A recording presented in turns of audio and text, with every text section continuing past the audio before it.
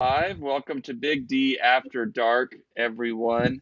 As we get going here, hopefully a few folks from Facebook will join us and YouTube and maybe even Twitch, using a little bit different format today because I am on the road. So, hey, bear with us if there's a few little things that are a bit different than what we normally do. But right now, we are joined by a regular crew. I am Nathan Hill, the host for this little podcast get together, and you can follow me at Nathan J. Hill on Twitter. Over there on the top right is our buddy Jose at El Chico Carmona. Hello. And also with us is Ben at Bird Turgler. Say hey, Ben. Hey, Ben. All right.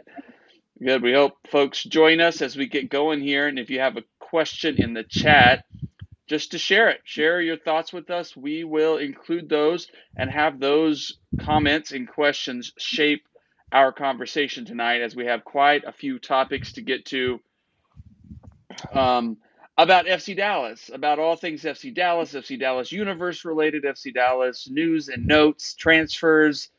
We might even touch upon the United States men's national team. We got a lot that we can get to, so we're just going to take it as it comes. We're grateful that you are joining us tonight. So let's start off right with the big news from this past weekend.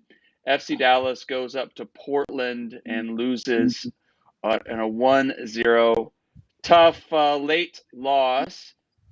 After the game, Coach Luchi Gonzalez said that that Luchi felt like this was one of the better away performances for FC Dallas this season so far. I'm curious, Jose, and then Ben, what your thoughts are about that. Was this a better away performance? Was this the best away performance that FC Dallas put together so far this season? No, because they still started horror. I thought we learned that lesson already. I mean, like the rest of the team, particularly Paxton Pomacall looked really good. But, I mean, if you want to piss that away by sending in a USL striker, I mean, go right ahead. Yeah, I think it was one of the best performances, and I think that's why it hurts more. I mean, some of us got our hopes up there, and it's tough to see that they played so well, at least in the first half, and it's just a sad shame that from all those chances they got zero goals. I mean, at the end of the day, everyone's gonna rag on Brazan and him getting beaten one-on-one to allow that goal. But I mean, in all honesty, Dallas should have already at least scored one goal themselves. We should have been lamenting that we escaped with a point as opposed to, hey, we left with a loss. Because let's face it, the defense, even with allowing that goal, still played the best they played on the road all season, and really just let down by the fact that the attack just can't score. Yeah. And they generated some opportunities, some really nice opportunities. I felt like the energy was improved overall for an away game, even for some of their home games. The energy and the fight and the push was there. Were they unlucky, or did they get what they deserved? Well, I think you were just unlucky, really. I understand that our opponents think that luck had nothing to do with it, since I'm sure that they game planned it to try to get Brazan one-on-one, and it worked. It worked. I mean, they saw weakness, they targeted it, and they knew that sooner or later they'd be able to get a goal out of that. And so I'm sure they think, nope, it's the correct result. We're never in doubt. But in reality, you know, Dallas needed to get a goal in the first half, and that would have opened up the game. And instead, that never happened. So of course, our opponents were able to basically just pick their spots. And really, I thought It's just a shame. It's a shame that they didn't get 3 points. They really deserved to at least walk out of there with at least a draw. They didn't do that, and now basically you just see the FCD fans are piling on the mystery. In all honesty, yes, I understand we're having a bad season, but I'm not I'm not sold on this is going to be a bad year. The Dallas has to find a way to escape this upcoming horrible road trip with some points. And if they do that, if they can just stay, you know, if they can stay 9 points within 9 points of the playoffs, they have a really good road stretch down the stretch that would facilitate them making a run to the playoffs. So they don't have to win; they just have to survive. And this would have been one of those points that we needed against a team that was beatable.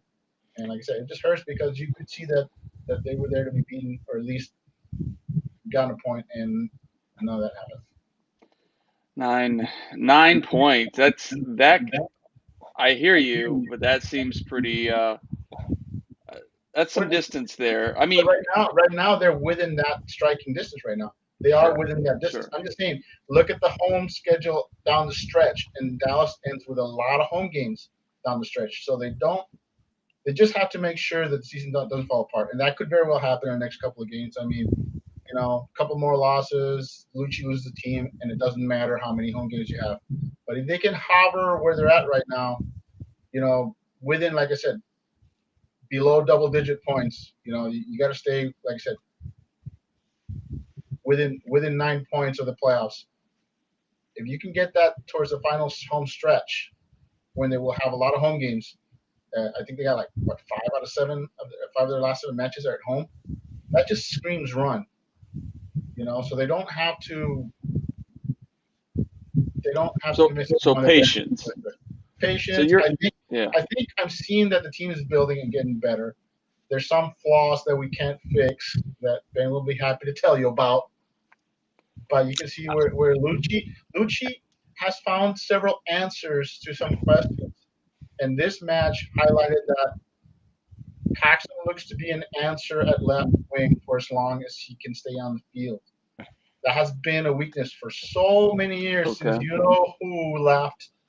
And even though we would rather see Paxton play elsewhere, if he's your best player at that position, and that's how you're going to get him on the field, then that's where you're going to play him this season, and hopefully that leads to him going to center at some point. But I think you find your answer at left wing. Now we got to find an answer at right wing. And we have an answer at the 9, except. Well, I know what the answer at right wing is, and it's not starting Hara at the 9. Point blank. Seventh start of the year, only 4 goals all year for the whole team. 4. I'm saying right now, there's now Paxton's plugging a hole, but now you got to plug another hole, and that's basically what Luchi's doing all year. You needed a right back. Now you got Justin Shea. We need to find someone to play left wing. Now we needed someone to replace Santos. It's coming along really slow, and like I said, it's grueling, but you can see where Luchi is finding answers. Now we just got to get his team healthy, and once you get Matt back, or even Martinez back, you got to be excited at the possibility that Tafari is now looking like he's the next. Yeah. He looks like he's going to be our next Matt Hedges, the next draft pick that becomes a really good player for the team. That's what he's looking at right now. I mean, he's incredible how much he's improved going from not getting playing time to getting a start to North Texas to getting thrown to the Wolves, and the kid is thriving. And you can even say that he outplayed Brazan. He even had Brazan not allowed that goal. The guy that was bossing the backline was actually Tafari. Let's start there. I mean, I think because I have a question I'm going to ask Ben here in a minute. But so if we work our way from this lineup, this was a bit of an unconventional lineup. Paxton getting the start, which was exciting, and Pepe really starting on the wing. And one of the questions I asked him in the post game was about his defensive work, if that was something he's been working on, and he said it was a little bit, but he was just ready to do whatever the team. And I thought he put in a pretty good shift defensively to help out Justin Che. So it was an interesting lineup, a lot of question marks about it. But if we start at the back, of course, we have Jimmy Marr, who just signed a contract extension this past week. Good for him. And he continues. He's one of the bright spots of the season, though he has been injured some, but he's been steady. He's kept the team in games. He hasn't been able to do it all. So we feel good there.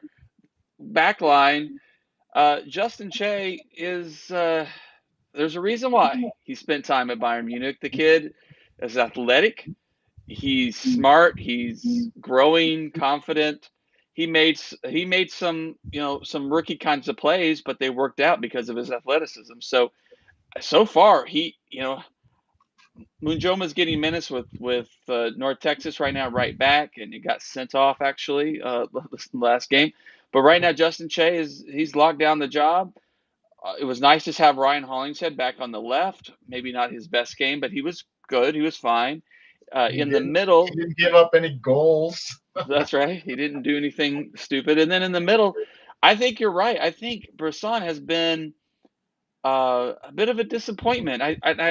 And he has been for Dallas. He's been fine at times. He in the last season he really helped lock things down.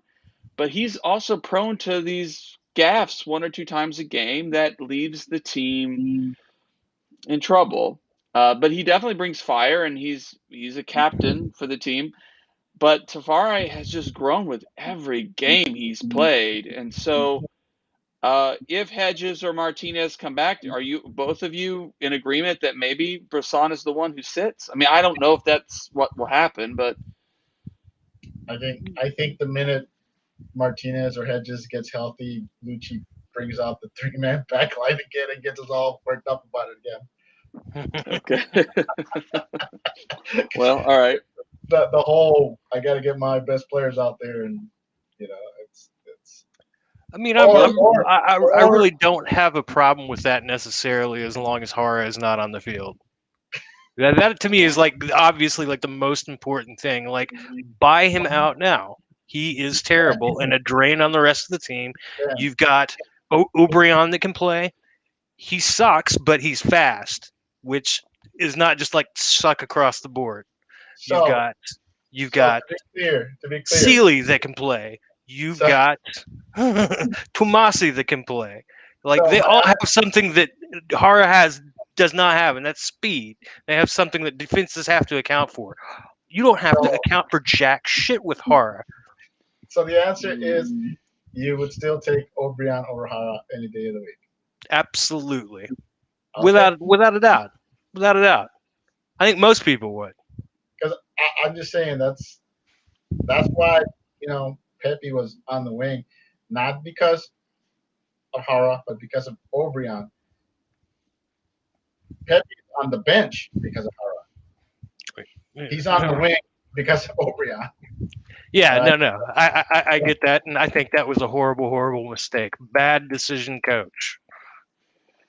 Well, and I know Luchi wants to rotate these guys, so with the game on Wednesday and then a game Saturday, it's going to be interesting. Well, okay. Well, let's shift to the midfield, because I think this is the part, Ben, where I have my question for you. Because did with Quinone and Edwin Cirillo starting, maybe we loop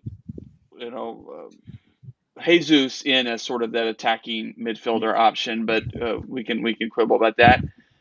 Did this team in the midfield miss Acosta, Ben? No, not at all. Not at all. I mean, they were defensively solid for most of the game. Set piece service was better. No, they didn't miss him at all. I mean, that one play at the end of the game where Abobasi scored, honestly, good play. He made a good play. Bresson didn't have the horrible screw up last game. That's just a good play. Maybe he Yeah. could have done a little bit better at it, but it wasn't an egregious mistake like he made the last few games. They got caught up field a little bit, and again, this would be a thing where I remember bitching during the course of the game why Luchi still had Hara in there and Quignon sitting on a yellow card. Should have made swaps earlier. Again, bad decision, coach. Stop. I do agree that I have a problem with Luchi waiting till very late in the match to make some substitutions. I mean, you could argue that you could have probably taken Paxton off earlier. As great as Paxton looked, it's clear that he was limping there at the end of the half. And let's face it, you don't want to overuse him. At the same time, I think my one takeaway from Paxton playing is that once he came off the field, the team seemed to lose all fight. They looked really great while he was on the field. And the minute he came off, it was like all bite was gone from the team. I mean, it was just you look good, and then next you know, Paxton's not on the field, and that was that. Yeah. Honestly, that was my opinion. Is he was the best guy on the field for Dallas, and we need to get him to be a 90-minute player because I mean, He's a difference maker. He's a difference maker, but he's also plugging that really huge hole at left wing. So now you're taking off your difference maker, and you're reopening that massive hole on the left wing. So yeah, he's not healthy though. I'm with you. People are saying how come he's not playing. He's not 100%. He's not, and Luchi's basically trying to get him as many minutes as he can. Well, I'm going to say one thing. I'm going to add one thing that I know Ben will not agree with, but I'm okay with Hara playing on the road because this team has collapsed on the road. They started a young team, and the young team has folded, and Hara is there simply to basically provide leadership and basically show fight. Look at the other games. How many games that were over by halftime? It's young kids. Once things start rolling south, they can collapse really fast. And there were two of them. There was the LA Galaxy game where he did not start, and there's the Colorado Rapids game where he did start. And if he had scored in the Colorado Rapids game, it still would have been a game at halftime. But he pissed away those opportunities too. He scored in any game. Okay, let's make that clear. But anyway, I think you got to play him though. On the road, you want your veterans, and If I see him more than 30 minutes this week, I'm quitting. I'm done with it. Like, how much longer until we learn how utterly defective he is and how big a drain he is onto the rest of his team? This leadership you talk about, I don't see it. I see a guy that flops around, doesn't hold the ball up well. He hustles. That's why Luchi's playing it. He's looking for leadership. I'm not saying I see it. I'm just saying you play with more experienced guys on the road, and you don't want to start all the kids. Although we would love for them to play the kids more, but let's face it, playing the kids more also doesn't mean you're going to win either. Some people are saying, "Oh, well, we're already losing, so I might as well play the kids." No, if you play the kids entirely, then you're saying we're tanking the season. And I'm sorry. I'm sorry. We can't go that I way. hear you.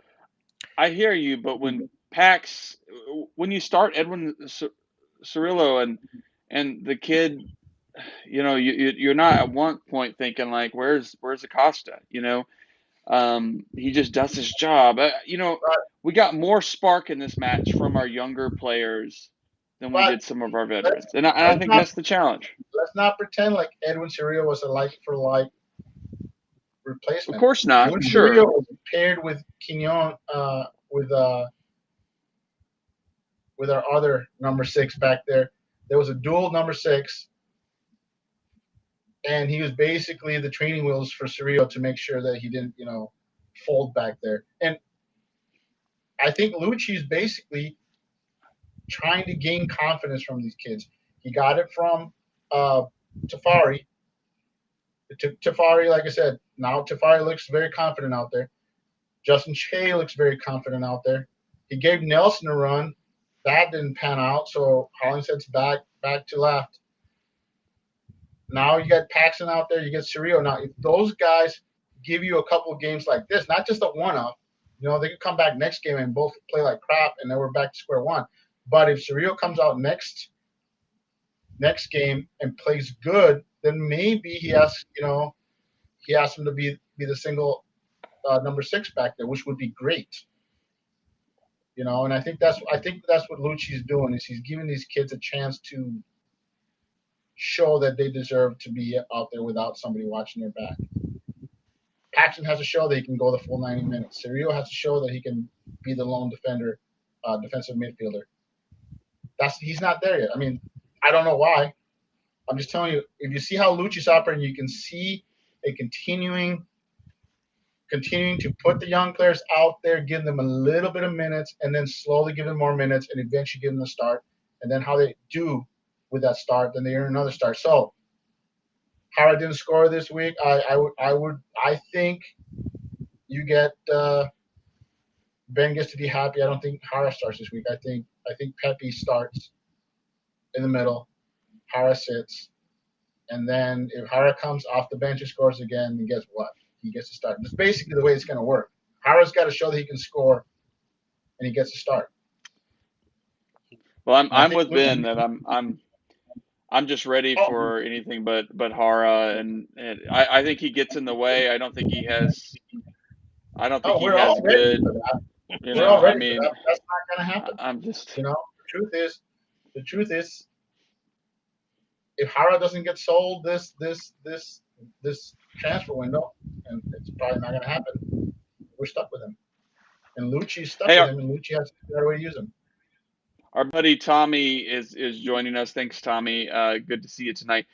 Tommy writes that the biggest problem I've seen, and again this past game, defensive marking. Blame Tafari and Che for leaving Bresson alone to go for a ball they didn't win. No way anyone can say Luchi has no hand in this now. Yeah, I mean, the goal did start from a turnover with Tafari, I think, went forward to win the ball and whiffed, and Portland pounced on that in the numbers, and Bresson wasn't able to. Bresson was there, but wasn't able to get over enough to stop the shot. So it was, some defensive miscues. Yeah.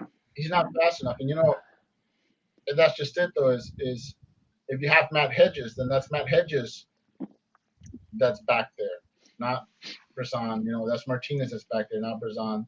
It's Bresson that's doing the crazy stuff like that. And,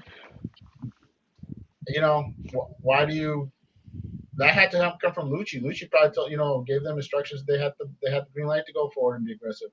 But do you really want your slowest guy back by himself? I mean, let's start. Ben, I want to hear from you on this, and just picking up from where Tommy left us there. Is our head coach Luchi Gonzalez on the hot seat? Is FC Dallas heading for a coaching change if the results do not improve? What do you think, Ben? What's the sense? I mean, we've seen a few coaching changes around the league already. Chris Armas for Toronto, the most with just some poor results. Luchi hasn't been that great either, but yet there doesn't seem to be the sense. Atlanta just fired him. And Atlanta with a lot of drama there, but it doesn't seem like the pressure is on Dan Hunt and company to make a change yet. Well, so let's compare the other two big coaching changes to the Dallas situation. Toronto, Atlanta, of course, they both have very high standards. They both had coaches that there were rumblings about. Both of their teams' star striker got into it with a coach and ended up training separately. And I would love Luchi Gonzalez to do that to Franco Jara, to where he just trains separate from the team for the rest of the year. Luchi, if you're listening, piss Franco off. Treat him like dog shit, and let him go pout. That would be the best thing for your team right now, and I'm not even close to kidding. And the right. counterpoint to that is that both those strikers that went to work out by themselves got their managers fired. So Yeah, I'm I sorry. don't know. I don't know that Frank O'Hara has the same weight. I mean, he might. Yeah. I mean, the Hunts do love him, and they did pay him a lot of money. So, I mean, I don't think anybody has a problem with testing that theory out right now. My Is the take thing. my take is that there is no such thing as a hot seat in Frisco. The Hunts they're selling players and they're making money, and Lucci, for all his flaws, is raising the value of Paxton and Cerrillo and Tafari and And Che, Che. Oh and man. and these are all and Pepe, and these are all future sales.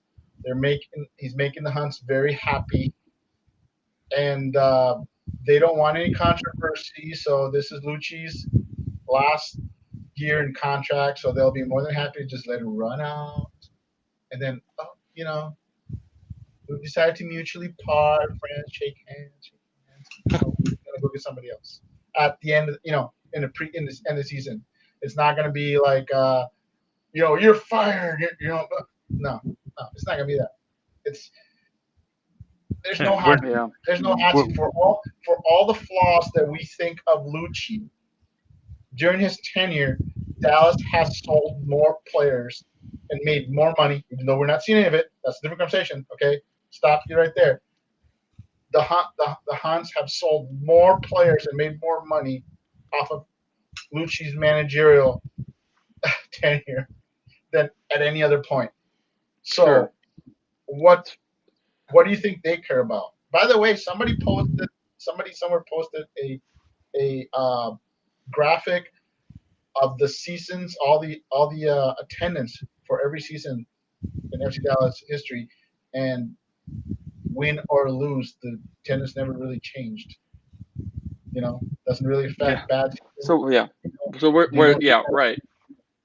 What's the So pressure? Yeah. so That's what I get. I mean, the supporters groups, as far as I know, are grumbling, but they grumbled when the team wins sometimes. the problem is all the fans say we're Dallas till I die, and unfortunately that is totally true. And the I Hunts mean, know that. I think Lucci does have to the fact that he's missing two of his best defenders, which is hard. It's hard for any team to overcome. Three of his best defenders. He's missing Martinez, he's missing Hedges, and he's missing Santos, who was sold out from underneath him. Sure. Well, and definitely missing what Cannon and Reynolds brought to them. I mean, there's been a lot of turnover in this team, but on the other Yeah, hand, we've seen let's this not forget. team. Let's not forget he's also missing Reynolds, who was also sold. So, I mean, these are not small pieces to replace. That Yeah. Reynolds has been until Che came along, and has been tough to replace. Santos has been tough to replace. Well, Tommy says, Tommy chimes in here again and says, great point about selling players certainly doesn't help. But what is Lucci ball? What is his plan? First, it was possession, then play the kids, and who knows what. Lucci has no identity as an impact on this team. But how can you play Luchi ball when you keep selling his players away? I mean, let's face it. The players that were falling out are gone. Cobra. Everyone hated Cobra. Oh, he's a bust. And then all of a sudden, Cobra starts scoring, and he's gone. Just when he was, oh hey, let's bring it, Hara, and we don't need Cobra. Wrong. And I'm sorry, Santos. I don't know. I think some people didn't like him, but I don't see why. He was a beast. He was good. He was fine. Yeah. He's gone. And mind you, those two guys were sold in their 30s, which you're supposed not be able to do. But I'm just saying, every time Lucci finds fills a hole. The Hunts yank another hole somewhere else. So Luchi's trying to plug holes in a dam, and more water spilling out elsewhere because like I said, I'm not convinced that Justin Che isn't going to be sold. Well, I The would say my other counter thing too is I think unless Vargas and O'Brien are just busts, or Shun is just a bust, but there's Luchi's also had this problem of getting True, and folks there's another guy that should be playing instead of Hara. so getting them to click I'm out in on the the bus. system. I'm out on the bus. Of those three, only one's a bust, and that's O'Brien, who's being paid to be a starter. Vargas was brought in as a project. He's getting paid like, I don't know, $200K maybe, less than that. He's a project. He just happened to look really great in preseason and got us all fired up. But he's a player that was brought in that was probably going to need a year, so to get acclimated. And let's face it, he's got issues outside of the team that can't be helpful to his transition here. So I don't think Vargas falls under that bust thing because I never saw him as a sure starter when he came. We're all happy he balled out when he showed up, but in reality, he was always a project. But Lucci's got to get them to work. I mean, I agree.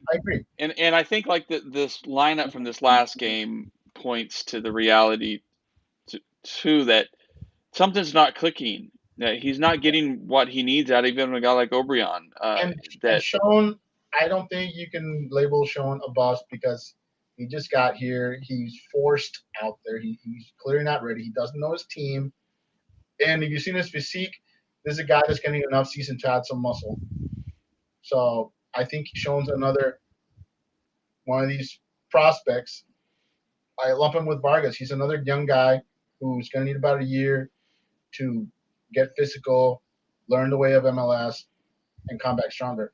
Actually, he's the opposite of Vargas. Vargas is too big and needs to lose some of that weight and get in better shape. Sean's the opposite. He's too small. He needs to bulk up. And I'll give these guys a pass this year. I've always seen them as projects. I see them as high-end prospects who hopefully within a year will start to pan out. Well, let's shift over to a couple more topics for closing out for tonight.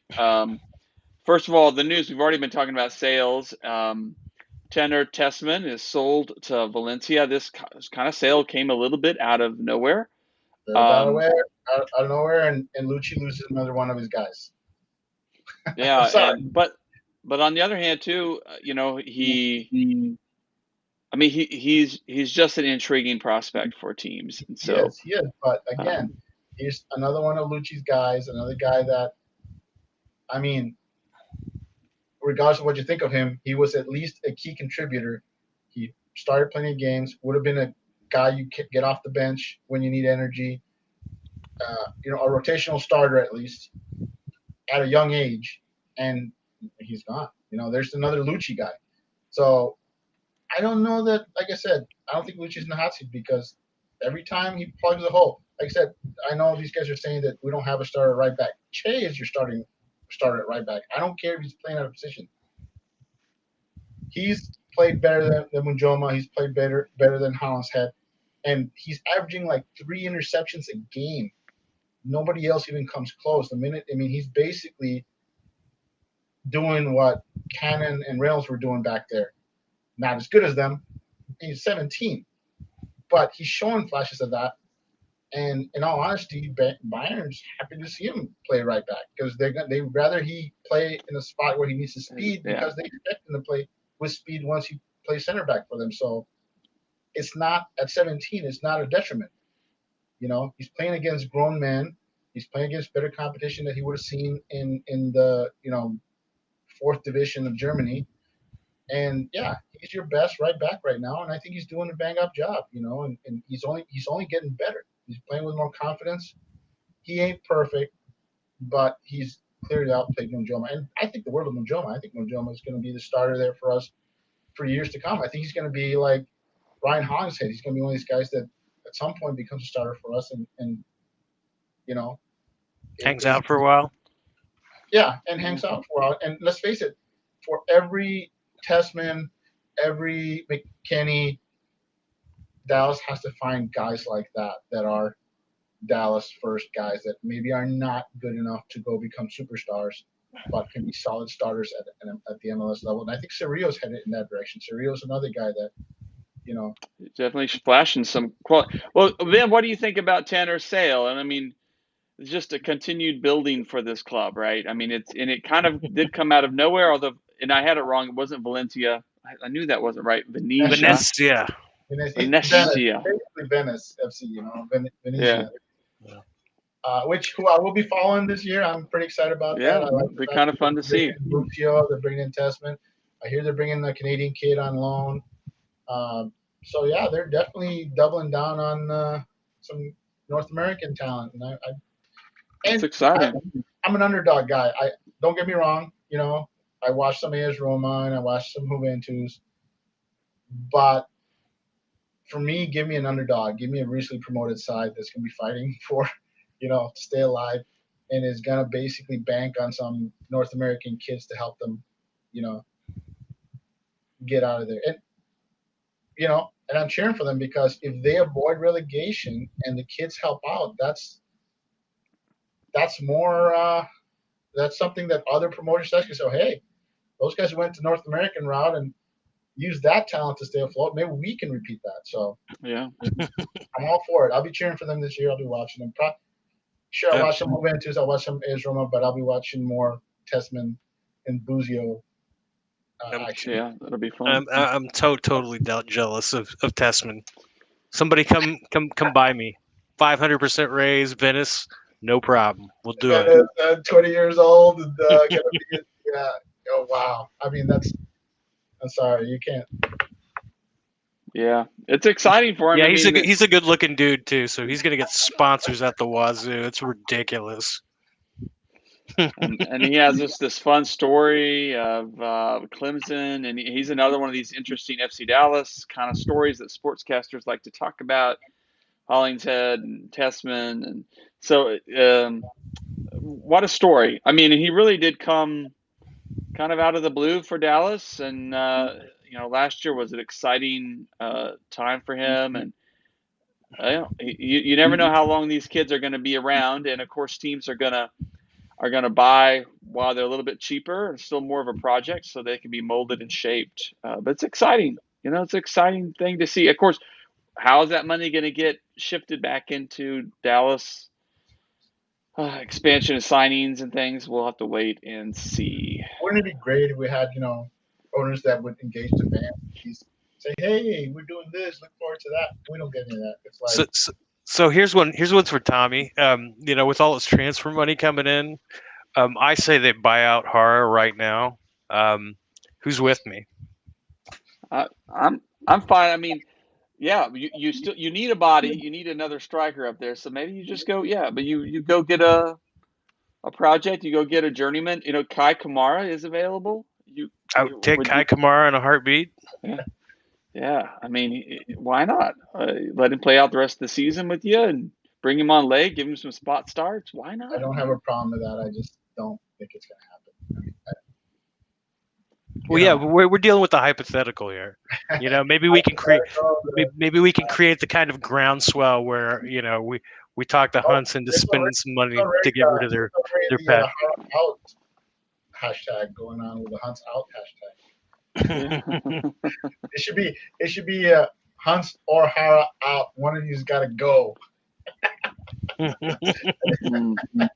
then maybe the Hunts will be like, well, we're not going, so let's get rid of Hara. Yeah, maybe Hara, find a front office staff position for Hara. I want to get back on the Luchi thing and to tell you that even though his contract's running out, I don't think he gets fired. I don't think he goes. I think he's back next season. At the end of the day, Luchi's making the Hunts some money. What are you gonna do? You're gonna fire him and go bring some veteran coach who's not gonna play your kids, and he's not gonna put him on display for everyone else to see and say, "Oh, look at that kid! He's balling out. Yeah, he's being used wrong, but wow, look at that talent. No, we've had that before, before Oscar, where the kids couldn't get on the field. So Sure. if getting rid of Luchi means we don't get to see the kids play at all, I'm sorry, I don't want that. I think at the end of the day, the Hunts are going to have to weigh the negatives and the positives and go, yeah, dude, this guy's making us buku bucks. I'm sorry. I don't think it's a hot seat, and I would not be shocked if Luchi gets an extension. And just throwing that out there. That's my prediction. And when people are going, wow. There's going to have to be some improvement. Well, there is, but coaches are hired to get fired, and if there's not significant improvement between now and the beginning or the end of the year, people won't renew their season tickets. That will be noticeable, and I disagree. He'll be gone because there's no correlation between winning and losing in ballots. The attendance is always going to stay the same. But it's harder to sell that product. I mean, I think if the Jim Curtin, I remember he with Philly, he's been there a while, and he was building, and they were pretty mediocre and pretty terrible at times. And they renewed his contract, and they finally broke through. And maybe there's something to be said for patience in this business, because injuries happen and things don't gel. But it also is incumbent upon Luchi to be clear about the kinds of players he needs and help the team go get those players so that his vision can succeed. And I think that's what we're all waiting to see. He inherited a team that wasn't his, and we've seen growth. That's my okay. So yeah, I agree, Jose. I think there's a chance we can see Luchi. I think that Dan Hunt and them can say, look, we had injuries, you had some sales and things that were not ideal. The timing wasn't the best. We'll give you another season to see what happens. But that's what I expect. I think Luchi gets a get out of jail free card for this season because, let's face it, look at all his losses that he suffered. We talk about Santos, but he lost Reynolds. He lost both his number 1 and number 2 starting center backs. He's got Hara to deal with. He's got. I'm sorry, this is basically they decided to rebuild the attack this year, and it hasn't worked. And I'm just saying, I think they give him a pass. They give him get a jail free card. Maybe they give him an extension and say, okay, we gave you your get out jail free card, but now you got to produce. I mean, who knows? It's hard to tell. Like I said, I don't think Luchi's in any trouble. And like I said, he's making them money. He's playing the kids. We don't think he's playing them enough, but he is enough that they're getting sold. So he's doing something right on that end. All right. Well, Tommy says, fact, FC Dallas right now is the worst it's ever been in 10 years. And by the way, Tommy, do check out the Dallas News article that John Arnold wrote, where he did interview Dan Hunt. So I don't think Dan Hunt has disappeared, but Dan has pretty much echoed his, and thanks for Ben for reminding me of that, has echoed his support of Luchi at this point, of his patience with Luchi. I mean, we'll see, that can change quickly, And who the most expensive team in MLS is? Can you answer me that? Do you guys know who the most expensive team in MLS is? Is it Cincinnati? No. It's not Cincinnati. It's like Toronto or Miami. It's Miami. Yeah. They have the worst record in all of MLS, and they have the most expensive team in MLS. And they just hired their coach. And the Hunts will be like, yeah, look at those guys. Those guys are shelling bucks and not getting any results. So I'm just saying, money is no guarantee for victory. You need it all. I think Luchi just needs time. I think Luchi needs to be given a shot to build a team. Because let's face it, I keep telling you, they keep pulling the rug out from underneath him. He's Charlie Brown, and the Hunts are fucking Lucy pulling out the football. Every time he thinks he's about to score, they yank it out from underneath him. Let's shift over to our last topic of the night. North Texas drops points at home. Just checking in with our friends in North Texas. Let me tell you, I think from my perspective, now Vargas started one game for the team and just dominated. Was clearly too much at that level. too good But for USA. yeah, but on the other hand, too, I think this team is improving. They're still fun to watch. I like what Eric Quill is doing. I mean, he's immediately a name that Dan Hunt company could consider if they felt like Luchi's time was up. Although I think is probably going to have his own struggles. But it's just he certainly gets those guys playing an attacking, fun style of soccer. Defense not quite there. Some of that's talent, right? But disappointing to see them. They led most of the game, gave up the equalizer late That in was, by the extra way, time. a result of that BS red card on Munjoma, where he basically got a second yellow and they tossed him from the game, and then North Texas was down to 10 man for the ridiculously long 8 minutes of added time, which were only supposed to be 6. So yeah, I didn't want to bring it up, but I always thought that USL League One shows a little favoritism towards the independent clubs. You think you go back and look at some really bad calls against North Texas, and they've been against Greenville, Union Omaha, uh, the Red Wolves. It's very hard for North Texas to not leave one of those games without a red card or some bogus BS call going against them, and Yeah, I don't think they're even hiding that, and I think that's just another. I sound like a sore loser, and okay, good on that's Red Bulls fine. for taking advantage of the situation. That's not their fault that they capitalized on basically the refs basically treating them like the home team. You know, Hmm. that's rough. But that's what you're gonna do when you're MLS 2 team, and that's why FCD loves those guys being in USL League One, because that's gonna happen in MLS. So, but anyway, the looking forward to North Texas. I want to point out this is the time of year where you'll start seeing some of the academy kids hopefully get a run out with North Texas, and that's what I'm looking forward to. Some Conkrin, some who's our goalkeeper, Carrera. Uh, yeah, I mean, Nico Carrera's brother, yeah. yeah, and then you've got plenty. How about Jesus's brother? I mean, there's Right. plenty of young talent. Even though the academy disappointed with the results, there are many young talented players that I would love to see get minutes with North Texas, and maybe that's who becomes that's how Justin Shea became the next homegrown. That's how Nicky Hernandez got drafted. They played in North Texas first. They got to look there. Colin Smith, he got this about this time last year he joined North Texas and impressed and got the homegrown deal.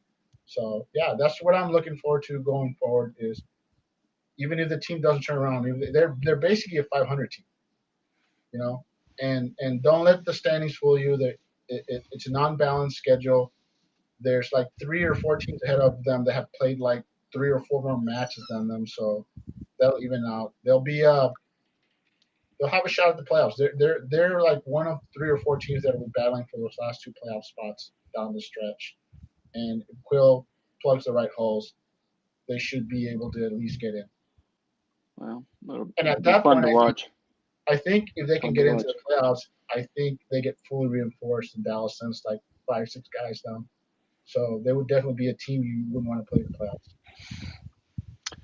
Yeah, I mean, I think it's a team that definitely could use a guy like Franco Hara. Yeah, Oh absolutely. my god! Oh my god! That would. I think Ben would just watch that just to laugh at him. Really? No, I think he would excel at that level. I think that would No. be a You good mean like place to help Coleman? You mean like boost the. Coleman? I mean, playing with like a lot of young players, showing that leadership, to help them grow and develop. Yeah, that would just make Ben's days like Hara started for North Texas. That would be Well, great. friends, let's leave it there. But thank everybody for joining us. Thanks, Tommy, for all the comments and questions. Thank you, Ben and Jose. We have Colorado on Wednesday night. FC Dallas travels to Colorado to play. Always a tough away match. They're all And then tough. at home at LA with home at home featuring LA playing against LA Galaxy. I don't know if Chicharito is going to be back in action. We'll see about that. I'll be there. At least getting to Frisco for a game. That'll be a lot of fun. Hopefully FC Dallas needs a big week this week. They really need to get some results and get something going. They're running out of time. True. Ben, Jose, thank you so much. We will see you all hopefully next week. All right. All right. Peace Yeah. out.